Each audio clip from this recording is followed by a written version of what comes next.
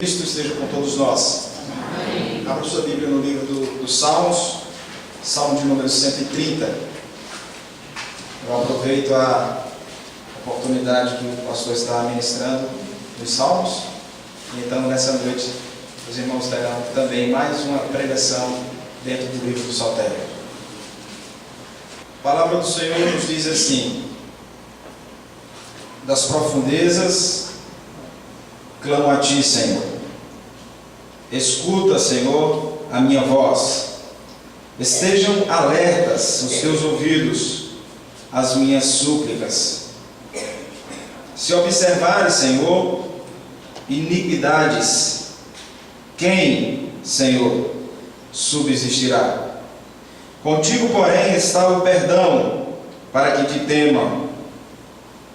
Aguardo o Senhor, a minha alma o aguarda.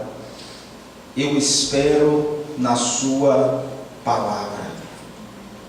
A minha alma anseia pelo Senhor, mais do que os guardas pelo romper da manhã. Mais do que os guardas pelo romper da manhã. Espere, Israel, no Senhor, pois no Senhor há misericórdia, nele copiosa redenção. É Ele quem redime a Israel de todas as suas iniquidades. Feche seus olhos. Vamos ter mais uma palavra de oração.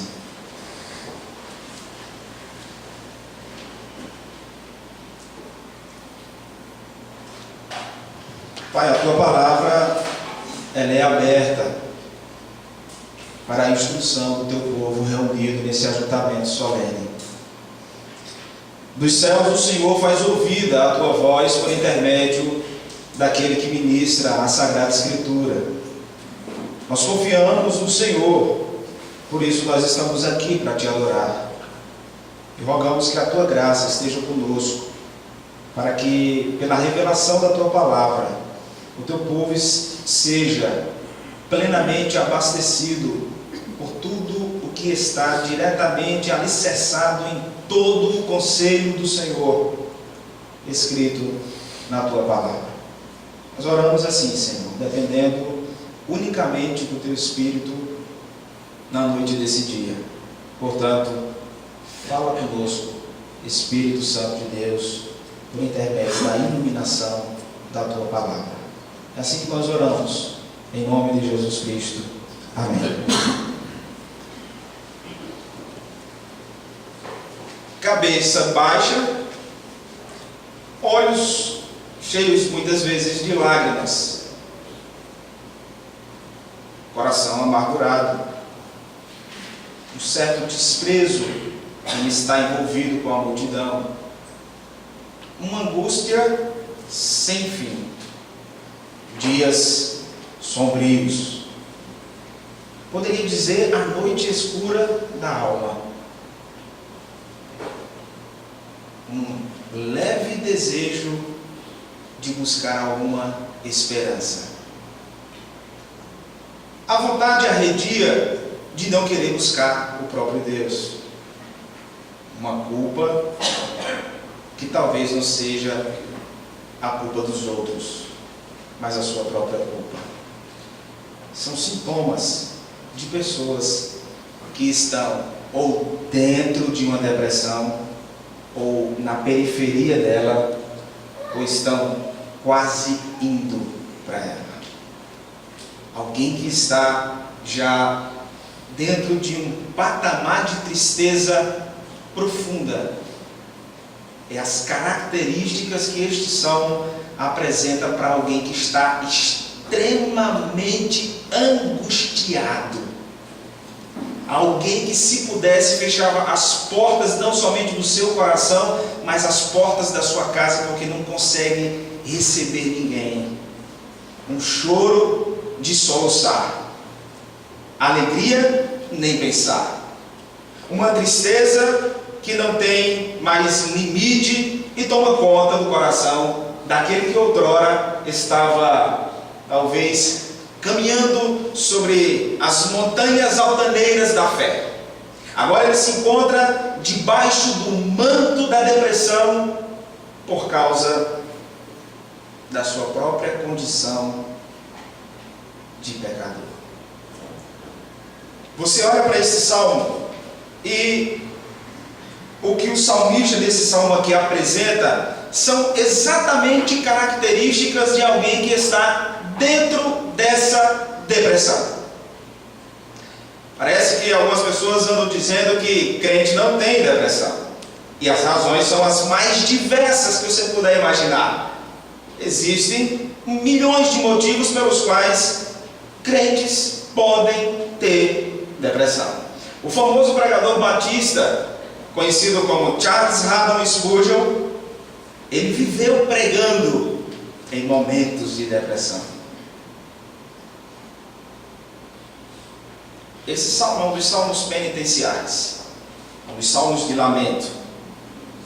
Mas ele difere dos outros, porque ele não usa a mesma linguagem dos outros salmos penitenciais. Quando eu uso o termo penitencial, eu estou me reportando a alguém na semelhança do reformador Martim Lutero, que se autoflagelava em busca do perdão do seu pecado, porque ele via um Deus severo, e que se não fosse por alguma forma do homem se tornar cheio de mérito para adquirir alguma coisa da parte de Deus, então esse Deus severo não poderia conceder a sua graça. Eu não estou falando de penitência dentro desse âmbito. A penitência dos salmos são exatamente aquelas orações em que os autores sacros escrevem de alguma forma repudiando o que está à sua volta. Então, por exemplo, você vai ver muitos salmos. O Salmo 139, por exemplo, a última parte da oração, você vê que ele faz todo um desdobramento dos atributos de Deus ali, a onisciência divina, a onipresença divina, a onipotência divina, e no final ele fala sobre a justiça divina. Mas veja que o salmista, ele não está trazendo todo o seu entendimento sobre o conhecimento de Deus que ele tem de forma aleatória. Ele chega no finalzinho fazendo uma oração dizendo: Senhor, eis aí os ímpios estão fazendo tudo o que querem, eles abrem a boca insidiosamente para falar contra o Senhor. Estes são os ímpios, eles estão no mundo, eles estão com os pés vizinhos à minha casa, eles derramam sangue. O Salmo 73 também vai falar isso. Eles estão presentes nesse mundo e fazem e desfazem as coisas, e tudo está acontecendo como se parecesse que o Senhor nem existisse. O salmista, ele se apropria de uma oração para pedir ao Senhor a reivindicação da sua justiça. Veja, não é ele quem pratica a justiça, não é ele quem vai em busca de tomar a justiça, mas ele pede ao Senhor. Ele diz: Senhor, eis aí os ímpios. Ele confia tanto em Deus que ele diz: Senhor, esse é o povo que somente o Senhor pode colocar termos. Somente o Senhor pode desviar a maldade que está no coração deles, a maldade que eles continuam praticando. É um salmo penitencial. Ele está fazendo uma oração imprecatória. Ele está pedindo que Deus faça assim: venha Deus e faça o seu juízo. Ele aponta para fora dele, ele vê o problema fora dele, ele consegue enxergar o que está à sua volta. Recentemente, hoje pela manhã, eu falei na escola dominical. Talvez poucos dos irmãos aqui presentes não tenham tomado notícia desse grande fato. O que o Banco Santander fez na sua exposição cultural lá em Porto Alegre. A maior bizarrice que se pode entender a nível de uma distorção de princípios, de valores, de princípios da palavra, da família, de relação estabelecida por Deus sexual. A maior distorção sendo apregada em todas as partes dos umbrais daquele museu lá em Porto Alegre. Pior, artes sendo expressas de forma pornográfica para o mundo inteiro olhar. Público-alvo, crianças. A ideologia de gênero tomando uma forma de uma bola crescente. Por quê? Porque a maldade lá fora está tomando o coração das pessoas até o ponto de dizer, uma criança de ser masculino, até certa idade, ela ainda pode definir o seu gênero. Quando nem respaldo científico para isso se tem, para confirmar o que esses proponentes de uma distorção de valores bíblicos da palavra e da própria natureza do ser, homem e mulher, tentam incutir até mesmo dentro das escolas. Aí você vê o salmista orando: Senhor, eis aí esse povo, eis aí a maldade, olha o que está acontecendo. Ele viu o problema fora dele. Ele aponta para o pecado dos outros. Ele está olhando para o que está acontecendo lá fora e pedindo que Deus seja justo. Mas esse salmo aqui, ele é o único diferente dos outros no sentido do salmo de lamento. Porque aquele que outrora está lamentando pela maldade que está lá fora, pela corrupção, pela degradação dos valores da família, aquele que está lamentando porque lá fora homens não têm mais respeito com o outro, uma falta de sinceridade, integridade moral, uma falta de compromisso na relação patrão-empregado, esposa-esposa, pais e filhos. Alguém que está lamentando para essas coisas lá fora. Agora, neste salmo, você olha alguém que está lamentando por causa do seu próprio pecado. Ele está fazendo uma viagem para dentro de si mesmo. Ele volta, Breno, para dentro de si e encontra-se na maior angústia da alma que se possa imaginar. Deixa eu te dar somente um quadro aqui para você entender o que significa isso aqui.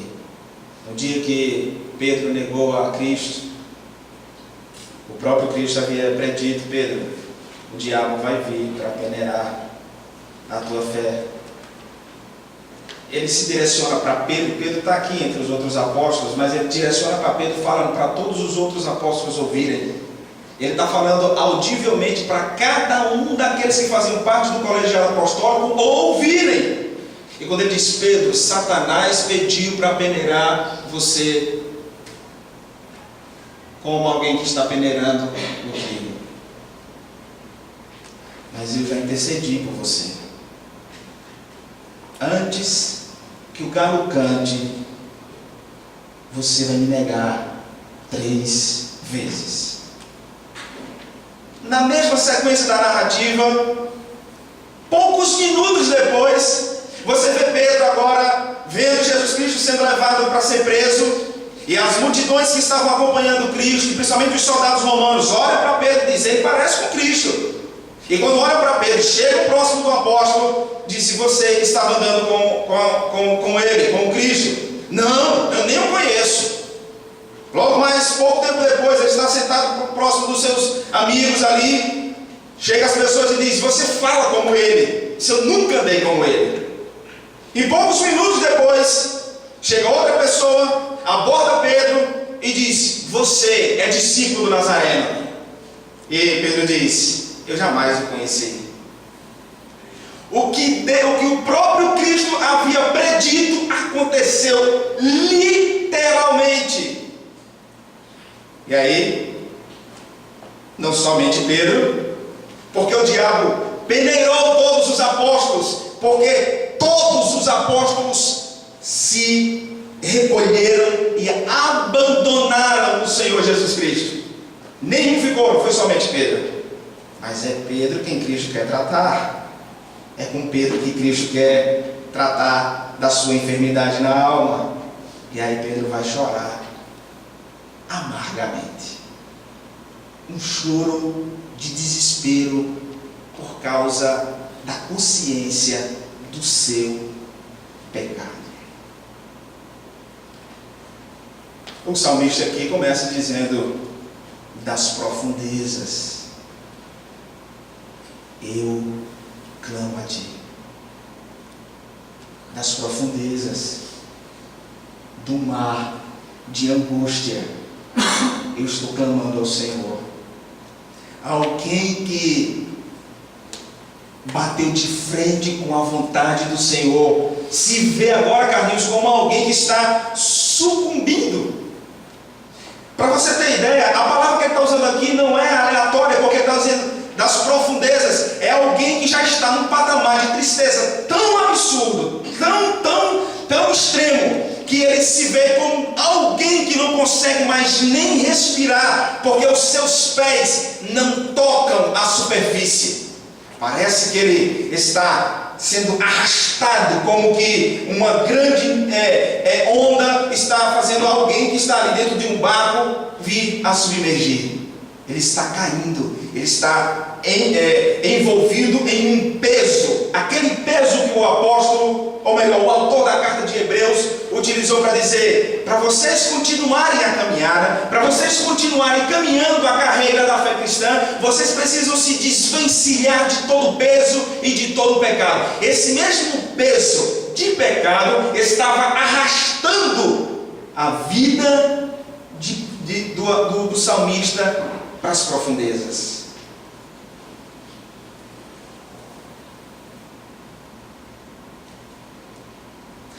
É isso que o pecado faz. Ele arrasta as pessoas para distante do Senhor.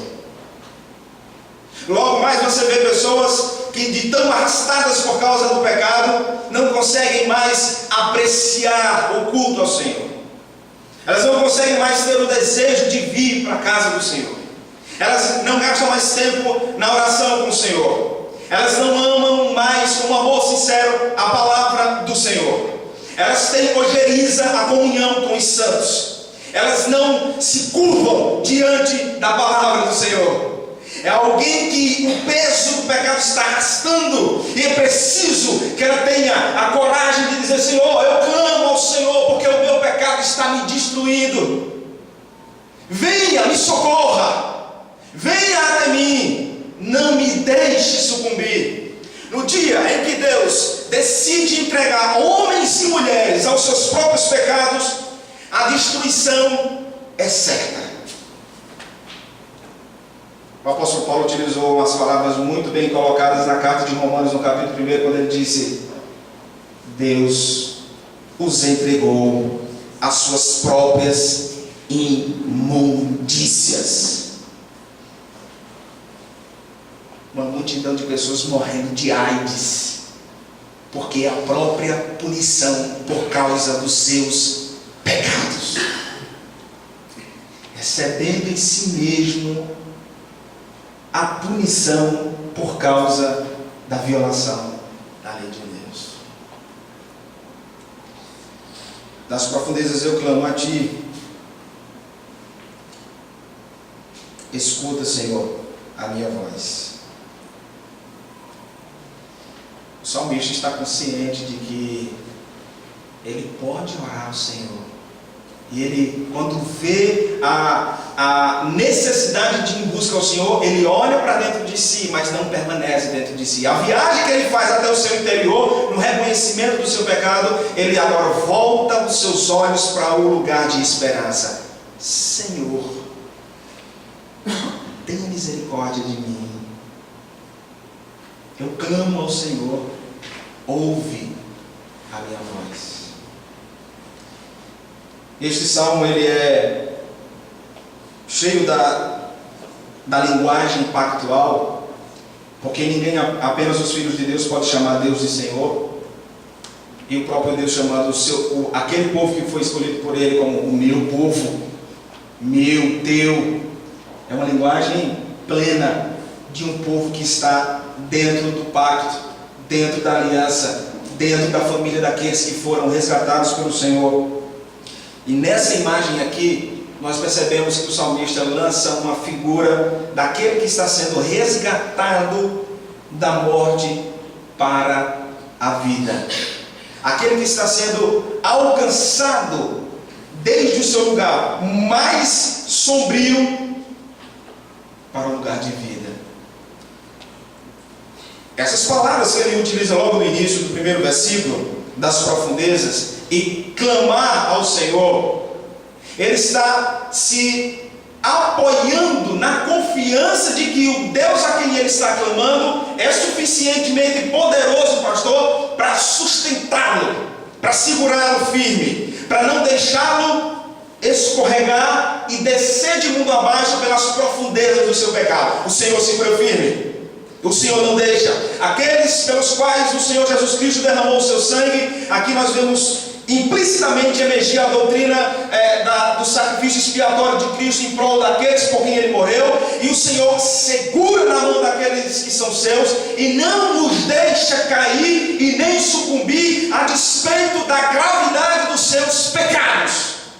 O Senhor não deixa que aqueles que estão se escondendo nele, dizendo: o Senhor é o meu esconderijo, o Senhor é a minha fortaleza, o meu pecado é grande, eu estou com a minha consciência totalmente transparente do Senhor, não há nada que o Senhor não conheça que eu tenha feito, tenha misericórdia de mim. O Senhor, rapidamente, quando a oração é feita, ele segura nas nossas mãos e não nos deixa cair para mais longe da sua presença.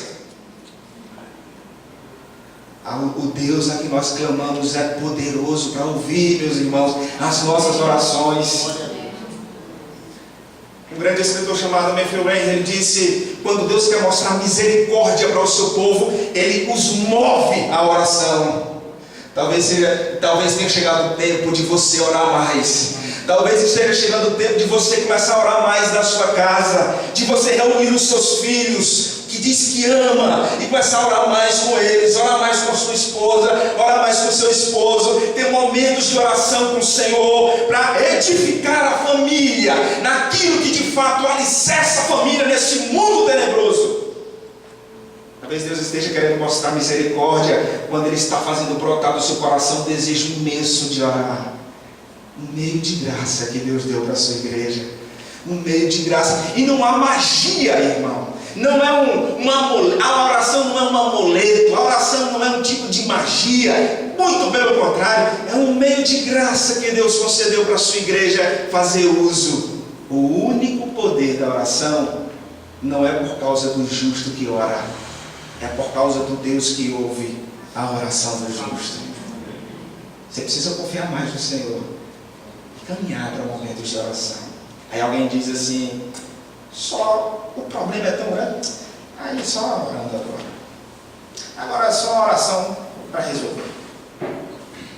Percebe que nas nossas palavras o significado da oração é bem assim, ó. Quando você olha para o texto dos evangelhos, você vê o próprio Cristo se recolhendo para orar, dizendo: Senhor, Pai, se possível for, passa de mim esse cálice.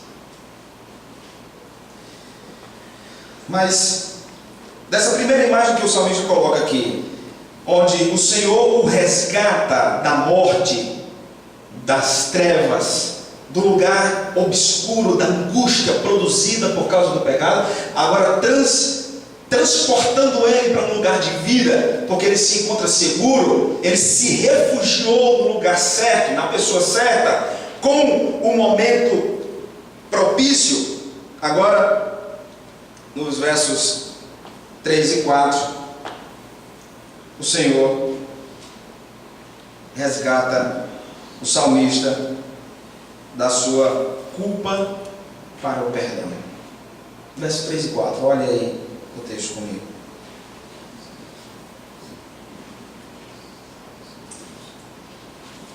Da morte para a vida, verso 3 e 4, da culpa para o perdão. Se observar, Senhor, iniquidades, quem, Senhor, subsistirá?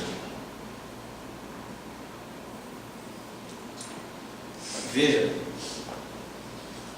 há um elo com a primeira palavra que o salmista está colocando com a segunda. o elo forte é quando ele diz assim: Senhor, se o Senhor observar a iniquidade do povo, quem vai subsistir? Ele não está fazendo um apontamento para fora, embora isso seja verdade. Ele está fazendo com que o Senhor olhe para ele. Ele está sendo, meu irmão, ele está sendo suficientemente sincero com Deus. Senhor, há iniquidade em mim. Se o Senhor pesar ela, eu vou morrer. É verdade que se ele olhar para a iniquidade de todo o mundo, ele destrói a raça humana como ele fez nos dias de Noé. Mas se não fosse a misericórdia que é colocada também aqui neste salmo, a misericórdia, a longanimidade, que não pode ser afetada pelo discernimento falso de que Deus é longânimo e não levará os pecados em consideração, então já era para toda a humanidade. O Senhor pesa cada ato, Ele vê tudo o que acontece. Não há nada encoberto que os olhos do Senhor não alcancem em público. O que é feito às ocultas, o que é feito debaixo dos panos, pensamentos que não são ditos para as pessoas, palavras que vêm até a língua, mas não são produzidas, atos, todas essas coisas estão nuas, patentes, transparentes diante dos olhos do Senhor. É isso que o salmista está dizendo: Senhor, eu não posso me esconder da tua presença. Não tem como me esconder da tua grandiosa presença, porque o Senhor sabe de todas as coisas que acontecem. Então ele está voltando os olhos do Senhor para si mesmo, dizendo: Senhor, o meu pecado está diante de ti. Se observares as iniquidades, quem vai subsistir? Está ratificando a ideia de que quando Deus vem para punir pecados, Ele faz de forma que lhe agrada e que lhe apraz.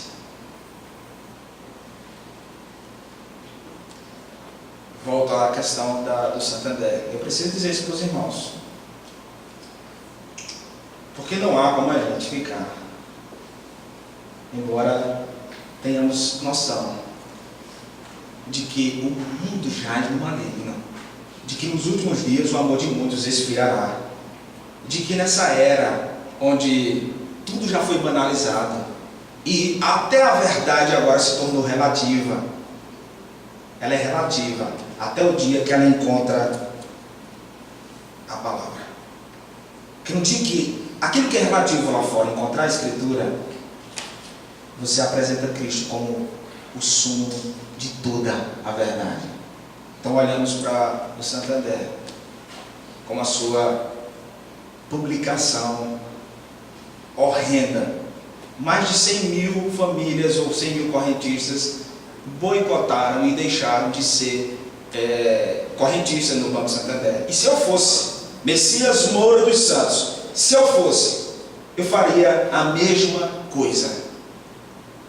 Porque não dá para consentir com o erro que está diante dos nossos olhos e ficar calado com que alguém se torna até mesmo conivente. O pastor comunicou hoje pela manhã que uma das instituições da IPB, a Universidade de Mackenzie, que tinha o banco dentro da universidade, também mandou um memorando para eles e disse: está cancelado, porque o que vocês fizeram foi uma expressão do que significa a distorção do que Deus criou. Vocês feriram a integridade dos nossos filhos. Vocês colocaram em praça pública, em lugar aberto, aquilo que traz total vergonha para as famílias que se prezam.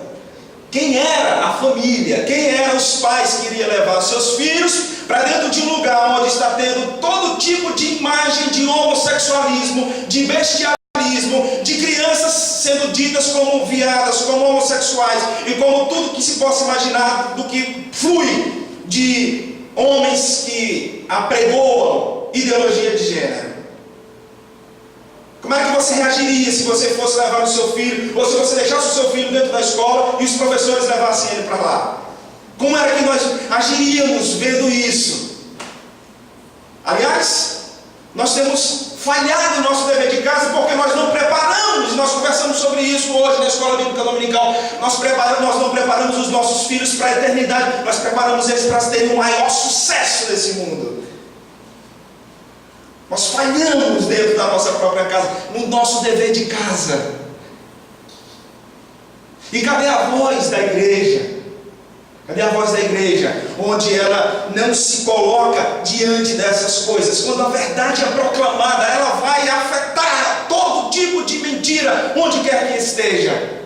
Então quando o salmista diz: Senhor, veja o pecado que aqui está. Se o Senhor não tiver misericórdia, não tem como eu subsistir. Se o Senhor não tem misericórdia do salmista, não há como ele permanecer na presença do Senhor. Veja que, na mesma medida que ele sai do reconhecimento do seu pecado, ele caminha um pouco mais à frente e diz: contigo, porém, está o perdão para que te temam.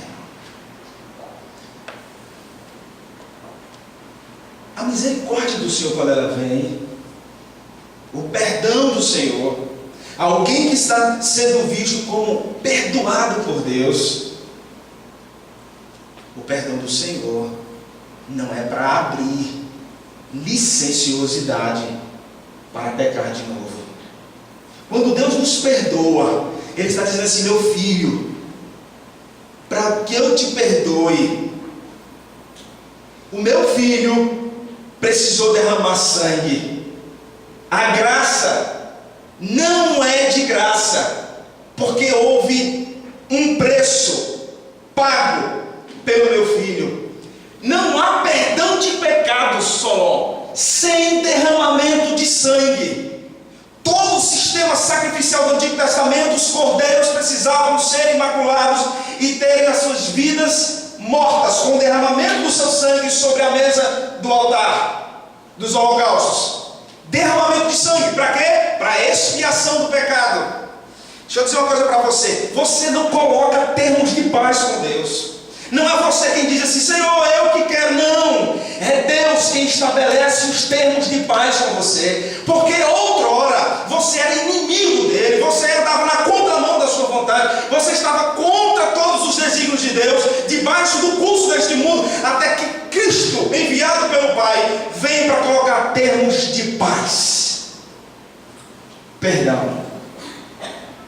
Aquele que agora foi resgatado da morte para a vida, agora está sendo visto como alguém que sai da culpa, porque ele reconhece o seu pecado para o perdão.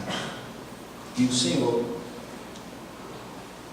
concede o perdão para que temamos a Ele.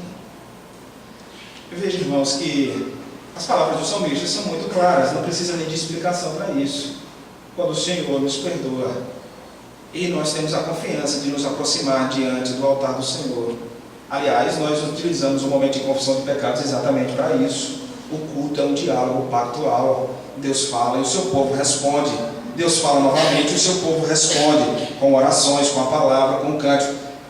E no momento de confissão, nós confessamos o nosso pecado diante do Senhor, como foi lido agora há pouco. E nós temos um advogado justo e fiel, aquele que é o fiador, aquele que se propiciou no seu lugar para que você fosse perdoado. Ele é aquele que agora está do teu lado, que faz com que ninguém se torne acusador de você. Veja como importante é o perdão concedido pelo Senhor.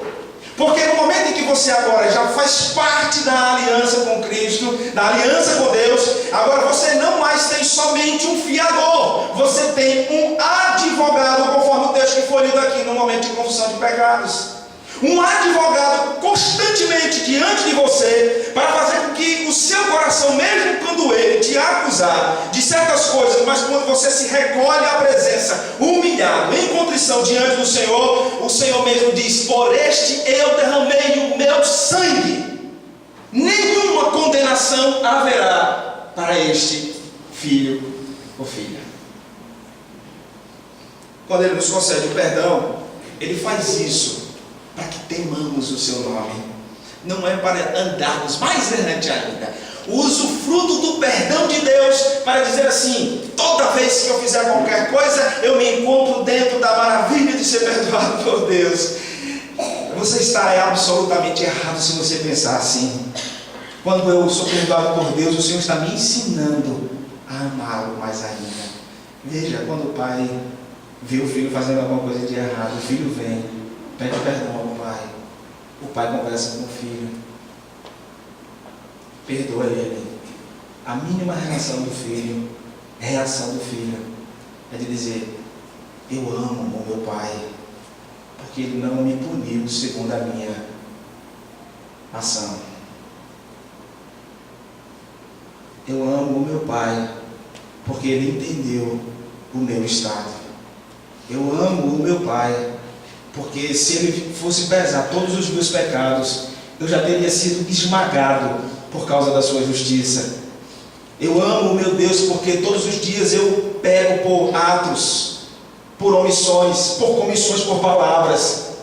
Eu pego até de forma que eu nem entendo que o que eu fiz é pecado.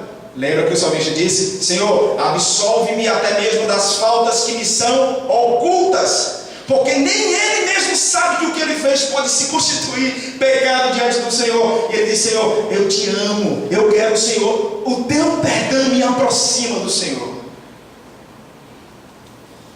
Que maravilha, irmão, nós temos um pai que, quando nós olhamos para ele com o coração contrito, dizemos: Senhor, tenha misericórdia de mim, eu sou um miserável pecador, eu ando constantemente violando a tua lei, mas tenha misericórdia de mim, me ajude a ser cristão, me ajuda a ser pai, me ajuda a ser filho temente ao Senhor, me ajuda a ser um servo fiel, me ajuda a ser uma ovelha que ouve a tua voz e obedece o teu caminho, me ajuda a ser um cristão de verdade, afasta de mim todas as coisas ruins, me ajuda a ser um cristão piedoso, me ajuda a sair do meio da multidão que corrompe muitas vezes as minhas vontades, para me viver mais para o Senhor, me ajuda. E o Senhor certamente, meu irmão, Ele vai propor graça para a sua vida, e você vai voltar a ter a alegria de viver debaixo da vontade do Senhor.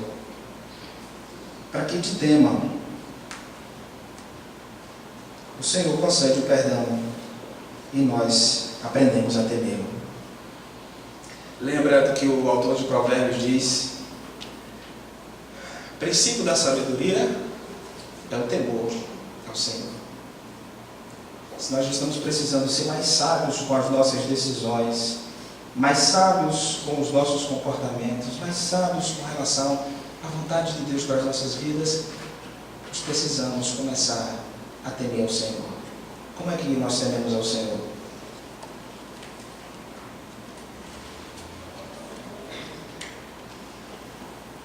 É abrindo o livro. O livro que os puritanos disseram: até o pó desse livro para mim é ouro. Ouvir a palavra, a pregação expositiva da Escritura, caminhar com os autores sagrados. Eu não preciso de nenhum outro lá fora para me dizer o que eu preciso fazer para o Senhor, porque tudo que Deus determinou para que fosse e vivesse para Ele, aqui está a sua palavra. Quanto mais eu caminho por ela, mais eu estou dizendo: Senhor, eu temo ao Senhor.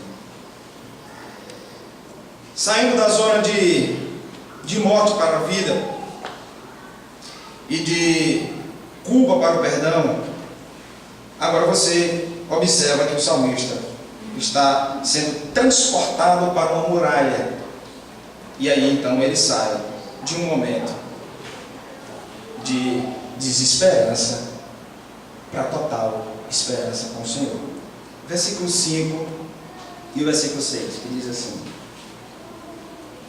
aguardo o Senhor, a minha alma o aguarda, Eu espero na sua palavra. A minha alma anseia pelo Senhor mais do que os guardas pelo romper da manhã. Mais do que os guardas pelo romper da manhã.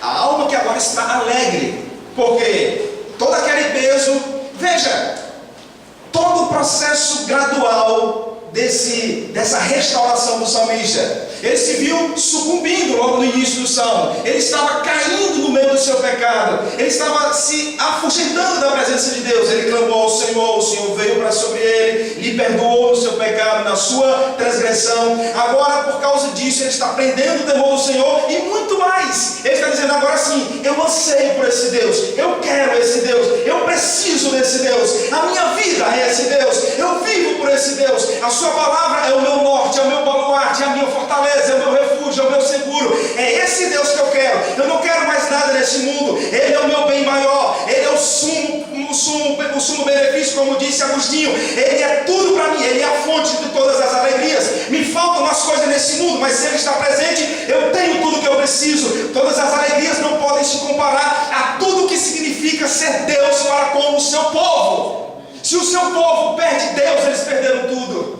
Se o seu povo esquece quem é o Senhor, então eles se esquecerão de tudo.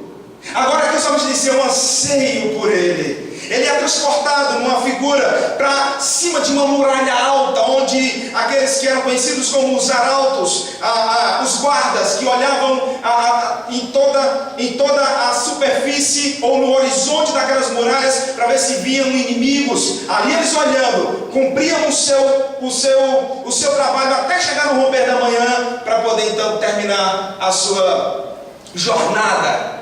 E aí ele diz: como o guarda anseia pelo romper da manhã, eu quero Deus, eu anseio por Deus, eu anseio pelo Senhor.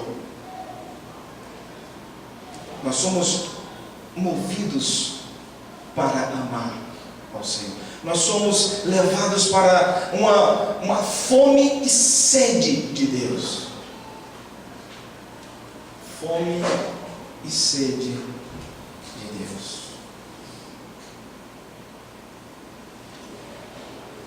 Alguém que trabalha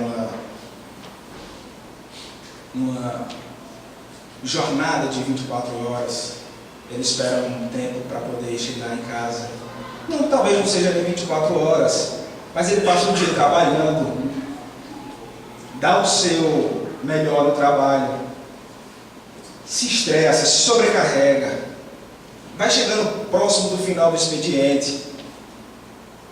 Essa pessoa tem família em casa, tem filhos, tem o seu povo, sua família esperando.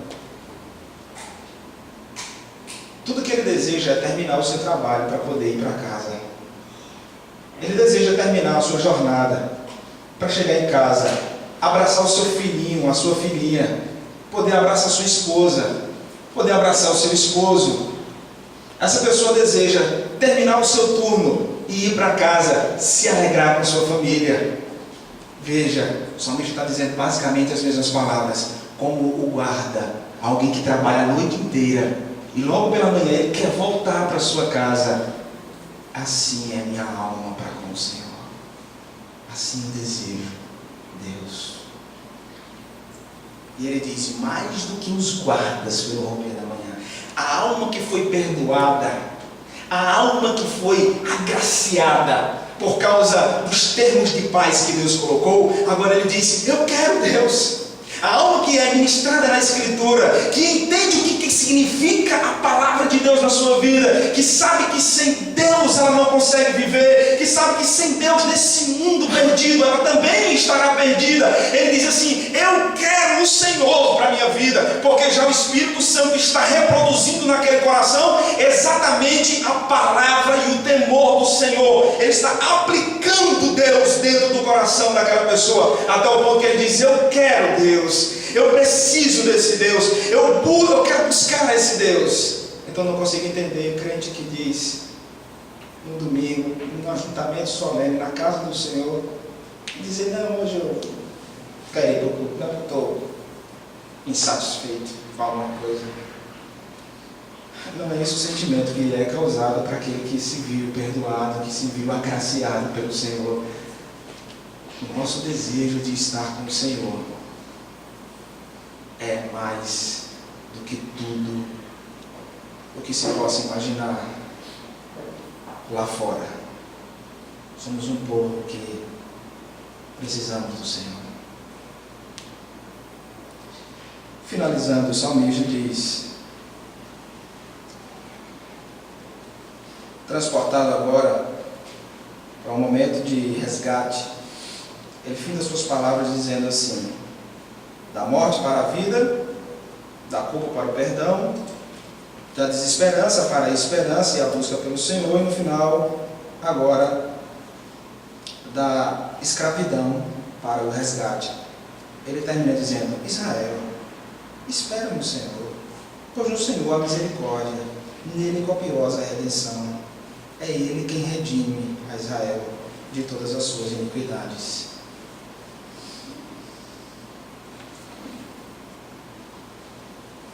O que busca, orou, buscou o perdão, obteve a paz e a graça do perdão, agora está inflamado pelo zelo de buscar o Senhor.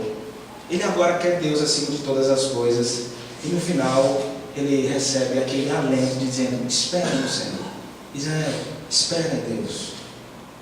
Aqui o salmista está fazendo memória do que aconteceu no Egito, quando o próprio Deus resgatou o seu povo das mãos de Faraó, mão poderosa, solapando todos os deuses do Egito antigo. Nenhum deles ficou de pé, todos eles o Senhor colocou abaixo, com todas as pragas que ele mandou contra os deuses da época. Coloca ruindo todos os deuses do Egito e libertando o seu povo das mãos de Faraó. Ele mesmo, soberano que é, endurecendo o coração de Faraó para mostrar ainda mais o seu poder. Ele liberta o seu povo e caminha o seu povo para a liberdade. Mas não uma liberdade libertina. Não uma liberdade que não tem um cerco. Uma liberdade de viver para Cristo. O resgate aqui é posto. Eu não poderia terminar esse salmo sem mencionar para você que você só está aqui hoje porque, assim como houve um resgate lá no Egito Antigo, assim como houve o resgate das mãos poderosas do Senhor que tirou o seu povo do meio da escravidão, eu quero dizer para você hoje que você só está aqui hoje sentado nessa igreja porque o Senhor resgatou você. Você não tinha como se soltar das algemas que te prendiam. Você não tinha nem chave para abrir a porta da prisão que você estava aprisionado. Escravo da vontade, e fazia aquilo que a sua natureza dizia. No meio de onde você estava, no mundo lá fora, o Senhor forte e poderoso, Cristo, Rei glorioso, Senhor dos céus e da terra, o único Filho de Deus, aquele que foi exaltado sobre os anjos, colocado à destra de Deus quando terminou a sua missão. Esse Cristo é o único meio pelo qual o homem poderá obter a salvação, e fora dele não há outro caminho. Ninguém verá ao Senhor, ninguém subirá aos céus, como disse semana passada o pastor no Salmo de número 15: quem habitará no monte santo do Senhor? Quem subirá ao lugar santo da presença de Deus, se não for exatamente por causa do Cristo invencível, que veio para resgatar vidas das quais elas não podiam fazer absolutamente nada para serem salvas? Sentar-se aqui num ajuntamento como esse para glorificar a Deus, exaltar a pessoa da Trindade, do Pai, do Filho e do Espírito Santo, na consciência de quão pecadores nós éramos, e saber que nós hoje somos herdeiros da glória, é por causa de um resgate que o Senhor Jesus Cristo fez, que você jamais poderia pagar. Espera, Israel, porque o teu resgate é certo. Se você é cristão, meu irmão, rememore a história da salvação na sua vida e veja quão grandes coisas fez o Senhor por você. Divulgue isso na sua família dizendo: o Senhor é Redentor, Cristo é o nosso Senhor, a nossa casa serve ao Senhor. Pregue o Evangelho dentro da sua casa. Talvez daqui a alguns anos você veja o seu pai sentado aqui, talvez daqui a alguns anos você veja o seu filho sentado aqui, talvez pessoas que você tenha orado pelos lugares mais longínquos dessa terra, Deus esteja salvando aquelas pessoas lá fora por meio da pregação do Evangelho. Ore e espere no Senhor, deixe os resultados com Deus, não faz aquilo que não está na sua alçada, não está na sua competência. O resgate vem do alto, a salvação vem dos céus, a salvação vem de Deus, que manda o seu Filho para salvar e resgatar vidas perdidas. Se você não é cristão, eu aponto para você hoje a cruz do Senhor Jesus Cristo. É nele que você tem que confiar. É nele que você vai obter perdão. É nele que Deus vai ouvir a sua oração. É por causa de Cristo que você vai sair daqui em paz para viver nos desafios que o amanhã lhe aguarda. É por causa de Cristo que você vai dar o próximo suspirar. É por causa de Jesus Cristo que você vai continuar vivendo na sua família para a glória do nome do Senhor. É por causa do Senhor e Salvador Jesus Cristo que você continuará na sua jornada perseverando até o fim. É por causa de Cristo Jesus que você haverá de viver para a glória do nome dele, por causa da sua palavra, e fora dele não há nenhuma possibilidade de você ser feliz nessa terra. Cristo é o Senhor da igreja. Cristo é aquele que sustenta a sua igreja. Cristo é aquele que está ao lado do Pai dizendo: por ele eu derramei o meu sangue. Cristo é aquele exatamente que está trazendo paz para corações nessa noite aqui, amargurados, angustiados por causa do pecado, por causa de diversas angústias que tem passado. Cristo. Se aproxime de Cristo e você terá a paz para o seu coração. Se afugente de Cristo e você enfrentará os maiores problemas que a sua alma pode imaginar. Esteja com Cristo, e ainda que você passe por problemas, você poderá cantar, como tem sido dito num hino muito conhecido: não vejo e não encontro outra paz mais doce do que essa, que me faz triunfar, mesmo quando eu perco amigos, quando eu perco pessoas, quando eu perco emprego, quando eu perco atenção, quando eu perco amor, quando eu perco tudo nessa vida, porque Cristo está comigo, eu tenho paz todos os dias. Cristo. Você não precisa de mais nada a não ser de Cristo. É Ele o elo e a ponte pela qual você haverá de viver dias melhores. Cristo. Tudo que você precisa é do seu Salvador. Isso é isso.